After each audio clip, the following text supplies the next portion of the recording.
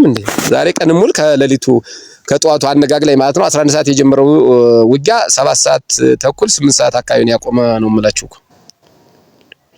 ዛሬ ስናን አባጅሜ ዛሬ በኃይለኛው ሲዋደቅ ነው ያለው። የጠላት ጦር እንዳልኳችሁ ሁለት ዙ ያሰለፈበት ውጊያ ነው ለአንድ ሻለቃ። አስቡት እንግዲህ ደካማ የበሰበሰ የገማ ኮተግም ወታደር መሆን በዚህ ነው ታውቁት። በድምሩ ስናየው ማለት ነው ጮቄ ላይ ኃይለኛ የሆነ ትንግንቅ ሲያደርግ ነው ያለው ማለት ነው። በጣም የሚገርመው እዚህ ላይ በጣም የሚገርመው የጠላት ወታደር እጅግ በጣም በርካታ የነበረ በብዛት ከ500 እስከ 700 የሚገመት በትጥቅ ደረጃ ደግሞ ሁለት ዙ ከ6 በላይ ድሽቃ በርከት ያለ ስናይፐር በጣም ብዙ የሚሆን ብሬን እና ሁለት ዙ አንድ መድፍ አንድ ደግሞ 107 የምትባል መድፍ 12 የምትጎርስ ማለት ነው። እጅግ በጣም ፈጣን ናት። ተራራና ምሽግ ለመምታት አመች ነው። የመድፍ ጥይት ነው የምትወስደው፣ መለስ ያለ የመድፍ ጥይት ነው የሚወስደው። ስለዚህ ይሄን ሁሉ ሰብስቦ 107 የሚባለው የመድፍ ጥይት የሚወስደው ማለት ነው። አነስተኛ ነው፣ ከመድፍ ትንሽ ዝቅ ይላል፣ ግን ዞሮ የመድፍ ጥይት ነው የሚወስደው ማለት ነው። ከዛ ውጭ ደግሞ እንዳልኳችሁ አንድ ትልቅ መድፍ ነበረ። ታዲያ እዚህ ከተማ ውስጥ ሆኖ ወደ ጮቄ የሚወረውረው ወደ 38 የመድፍ ጥይት ተወርውሯል ማለት ነው በማህበረሰቡ ላይ። በጣም የሚገርመው 38 ጊዜ ከተወረወረው መድፍ በመድፍ አንድም ፋኖ አለመሞቱ ነው። በእርግጥ የቆሰሉና የተሰዉ ወንድሞቻችን አሉ በጀግንነት። ነገር ግን እንደዚህ እንደ መሳሪያው ብዛትና እንደ ጦሩ እንዳሰለፈው ጦርና እንደያዘው ትጥቅ እውነት የወንድ ልጅ ይተርፋል ተብሎ አልታሰበም ነበረ። ነገር ግን በትንሽ መስዋዕትነት በጣም ትልቅ ክብር እና በትልቅ ድል አስመዝግቧል ማለት ነው የስናን አባጅሜ ሻለቃ ፋኖ ማለት ነው። እና ምንድነው እዚህ ጋር የተደረገው? ማመር ተሰማ በዚህ ሳምንት እንዳልኳችሁ ደጋዳሞት ፈረስ ቤት ስናን አባጅሜ ጮቄ ለመቆጣጠር በኤቦቅላ ማለት ነው በቆይ ማለት ነው በማቻክል በደጋሰኝን በደንበጫ ወደ ፈረስ ቤት እና በሌሎችም በአምስት አቅጣጫ አሰልፎ እጅግ በርከት ያለ ጦር አሰልፎ ነበር እንዳልኳችሁ።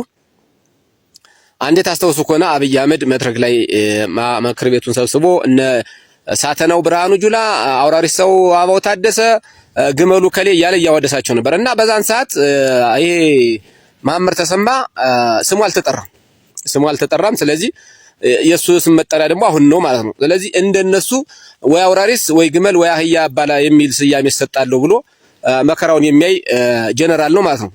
ከዛ ውጭ ደግሞ ማመር ተሰማ እንግዲህ ማመር ተሰማ በሃይማኖቱ ሙስሊም መሆኑ ነው የሚታወቀው።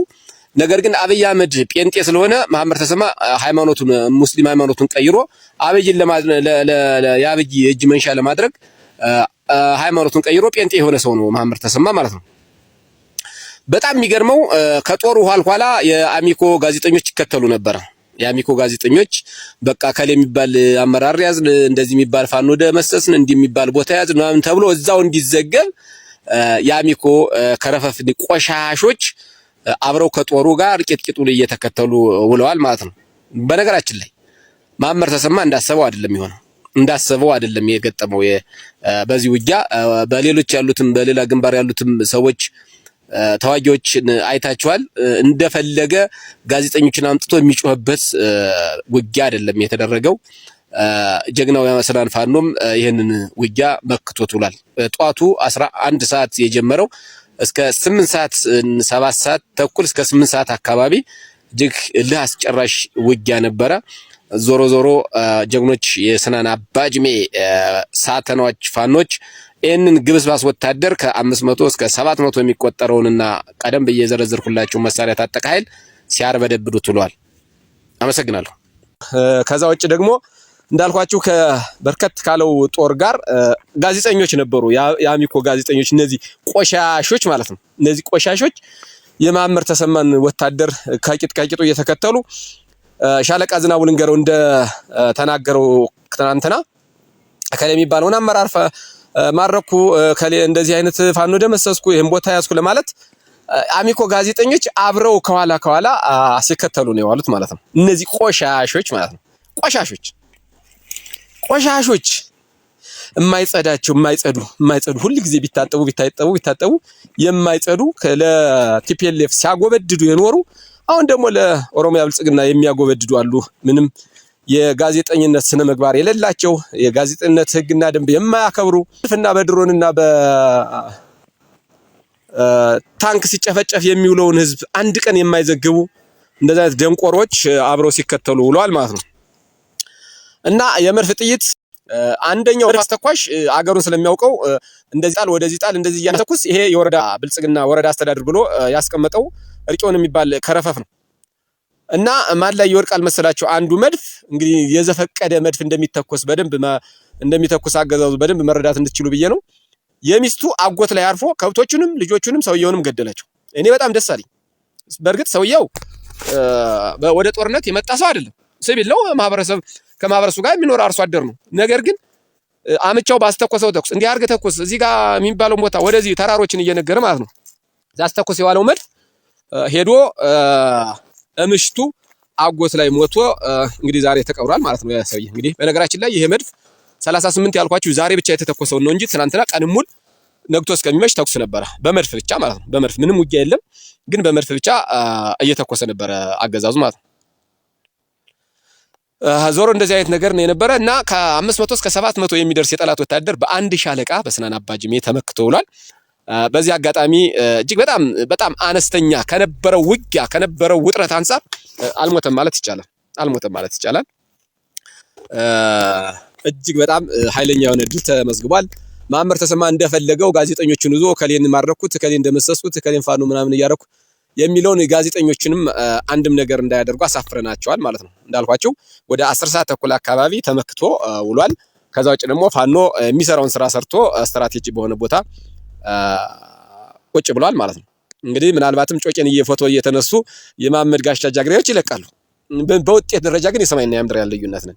በዚህ አጋጣሚ ወደ 3 አይሲዩዚ የጠላት ሬሳና ቁስለኛ ወደ ከተማ ተጓጉዟል። በአይሲዩዚ ነው የምላችሁ 3 ይሄ የታየው ነው። ከዚህ ውጭ በድብቅ የሚቀበረው በድብቅ የሚመላለሰው ምናምን እግዚአብሔር ይቆጠር። ነገር ግን በስነ ስርዓቱ ተመልካቾቻችን በአካባቢው ሲያልፍ ሲያገድም የሚደውሉልን 3 አይሲዩዚ ሬሳና ቁስለኛ አመላልሷል። በአንድ ሻለቃ የተመከተ ይሄን የምታዩት በምንድን ነው? እንግዲህ በዚህ በገለጽኩላችሁ መሳሪያ ተደግፎ ያን ያህል ጦር ብዛት ይዞ ያን ያህል የጦር መሳሪያ ይዞ እንደ ልቡ ጥይት እየተኮሰ አንድ ሻለቃ በስናን አባጅሜ ብቻ ሻለቃ ተመክቶ 10 ሰዓት ሙሉ ሲዋጋ መዋል ምን ያክል የአገዛዙ ወታደር ደካማ መሆኑን ኢትዮጵያ በአሁኑ ሰዓት ምንም ወታደር እንደሌላት የሚያመለክት ነው። በጣም ከሚገርማችሁ ሰሞኑን እንደ ከ2 ቀን በፊት ፈረስ ቤትን ተቆጣጥረው ነበር እና የአሚኮ ጋዜጠኞች የመከላከያ የእንትን ገጽ ሲናገር ልክ ሩሲያና ኒውክሌር ማናት ያቺ ኒውክሌር ናት ኒውክሌር ነው እንደ መሳሪያው መሰለኝ እሷ ገጥመው የሆነ ከተማ የተቆጣጠረ ነው የሚመስላቸው። በቃ ወይም ከቀይ ባህርን ያስመስለሱት ነው የሚመስል። ደደቦች ናቸው እኮ የሚጨርሽ ምንም የማይረቡ ጮቄ ገባ የማይረቡ ማለት ነው። እንግዲህ ፈረስ ቤትን ያዝን ምናምን ተብሎ ዓለም ያን ያህል ከበሮ ያን ያህል አታሞ መምታት ነውር እኮ ነው። ልክ ቀይ ባህርን ያስመለሱት ወይም በዚህ በሶማሌ በኩል ያለውን እንትን ግብጽ የያዘችውን አንድ የኢትዮጵያ ካምፕ የነበረ አሁን ግብጽ ዘዋለች ያንን ያስለቀቁት ነው የሚመስላቸው። በቃ ዓለም አፈራቸው። ይሄንን ስታስቡት በቃ በአቅም ምን ያክል አቅመ ቢስ የሆኑ ስለ ውትድርና ምን የማያውቁ በቃ በጣም ጅሎች ደካሞች መሆናቸውን ነው የሚያመለክት። እንግዲህ ፈረስ ቤትን ተቆጣጠርን ተብሎ ዓለም ምድር ቀውጥ በአንድ ወገን ግን የፋኖን ጀግንነት እየገለጹት ነው እነሱ። በቃ ያን ያክል አታሞ ሲመቱ እንትን ሲሉ ፋኖ ምን ያክል ጠንካራ ኃይል እንደሆነ በተዘዋዋሪ ህዝብ እንደሚቀበለውና እንደሚያደንቀው አላወቁም እነሱ በቃ ፈረስ ቤትን ስለተቆጣጠሩ በቃ እንደ ትልቅ ነገር አርገው የሚያወት ማለት ነው። ልክ ቀይ ባህርን ያስመልሱ ኤርትራ የወሰደችውን ሌሎችም በቃ እነ ሱዳን የወሰዱት እነዚህ አልፋሻ ነው ምናምን የሚባል ቦታ በመተማ ዙሪያ የወሰዱት እነ ሱዳን ያስመለሱ ነው የሚመስላቸው። ፈሳሞች ናቸው በጣም ፈሳሞች ማለት ነው። እና ይሄን ያክል እንግዲህ በአሁኑ ሰዓት የተመራው ጦር ማመር ተሰማን ጨምሮ 4 ጀነራሎች አሉ። በደንብ ስሙኝ፣ 4 ጀነራሎች አሉ። 11 ኮሎኔል አለ። ከዛ ውጪ መስመራዊ መኮንን እነዚህ መኮንኖች፣ ሻለቃ አመራሮች፣ ብርጌድ አመራሮች ምናምን ሳይጨምር ማለት ነው። እንግዲህ 4 ጄኔራል 11 ኮሎኔል የሚመራው ውጊያ ነው የተደረገው ሰሞኑን ፈረስ ቤት ስናን አባጅሜ ደንበጫ ገሊላ ገሊላ ስናን እና የቦቅላ እና ቆይ እንግዲህ ይሄ በ4 ጄኔራሎች እንግዲህ ታላላቅ ጄኔራሎች የሀገሪቱ አሉ የሚባሉ ጄኔራሎች ናቸው ከማመር ተሰማ ጀምሮ ማለት ነው። እነዚህ 4 ጄኔራሎች እና 11 ኮሎኔሎች የተሳተፉበት ውጊያ እንዳልኳችሁ በእኛ ግንባር ብቻ በዚህ በስናን አባጅሜ ብቻ 2 ዙ 107 1 መድፍ በርካታ ብሬን እና በርካታ ድሽቃ በርካታ ስናይፐር በሰው ኃይል ደግሞ ከ500 እስከ 700 የሚገመት ለአንድ ወረዳ ወይም ለአንድ ሻለቃ የተሰለፈ ጦር ነው ማለት ነው። ይሄን የሚመሩት እነ ማመር ተሰማ ደንቆሮች ናቸው።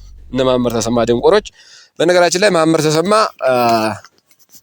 ባለፈነ በጁንታው ጊዜ ማለት ነው አብይ አህመድ ምክር ቤት ላይ ጄኔራሎችን ሲያሞግስ ግስላው አባው ታደሰ አህያው መሐመድ ተሰማ ነው ብርሃኑ ጁላ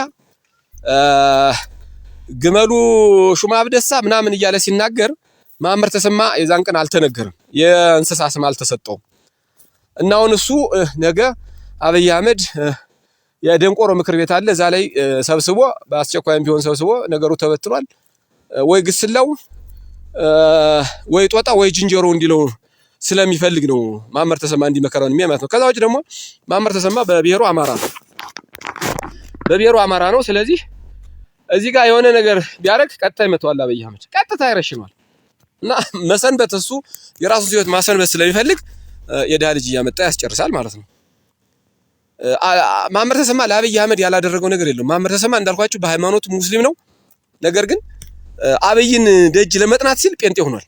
ያው አብይ ጴንጤ ስለሆነ 666 ስለሆነ አብይ ማመር ተሰማ በአሁኑ ሰዓት የጴንጤ ሃይማኖት ተከታይ ነው።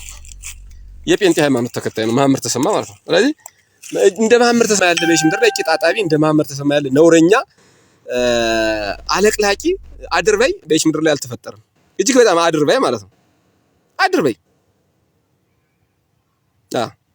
እንግዲህ ያን ያክል ዛሬ ብቻ ከጧቱ 11 ሰዓት ጀምሮ እስከ 8 ሰዓት እስከ 7 ሰዓት ተኩል ድረስ 8 ሰዓት ድረስ ዛሬ ብቻ 38 የመድፍ ጥይት ወደ ማህበረሰቡ ላይ ተተኩሷል። 38 ጥይት ማለት ነው። ትናንትና አልተቆጠረም፣ ግን ቀንሙል ጧት የጀመረ ቀንሙል በመድፍ ሲተኩስ ነው የዋለው።